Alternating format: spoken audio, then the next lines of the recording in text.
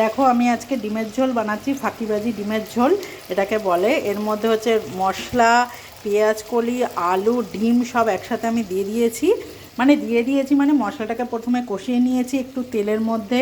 পেঁয়াজ, টমেটো, তারপর তোমার কী যেন বলে, রসুন, আদা, হ্যাঁ আদা অবশ্য ছিল না, আমি আদা দিইনি তো। আর কাঁচা লঙ্কা, একটুখানি জিরের গুঁড়ো, রসুন, এইসব দিয়ে আমি একটু জাস্ট নাড়াচাড়া করে তার মধ্যে দিয়ে দিয়েছিলাম কেটে রাখা পেঁয়াজ কলি। হ্যাঁ, পেঁয়াজ কলিগুলোকে শুধু কেটে ধুয়ে আমি দিয়ে দিয়েছি। আর দিয়ে তারপরে তার একটুখানি পরে হচ্ছে দিয়েছি একটু ডিম সেদ্ধ করা ছিল, সেটাকে আমি একটু চিড়ে চিড়ে নিয়েছি। আর হচ্ছে দিয়েছি সেদ্ধ করা আলু সেদ্ধ, মানে খুব হালকা সেদ্ধ। তো দিয়ে দিয়েছি, এটাকে ফাঁকিবাজি রান্না তো দিয়ে কষিয়ে এবার আমি জল দিয়ে দেবো। ভাবলাম তোমাদের সঙ্গে এটা শেয়ার করি।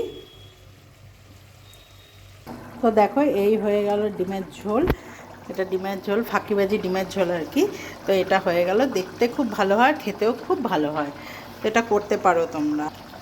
টাটা। মাঝে মাঝে এরকম ফাঁকিবাজি রান্না নিয়ে আসবো।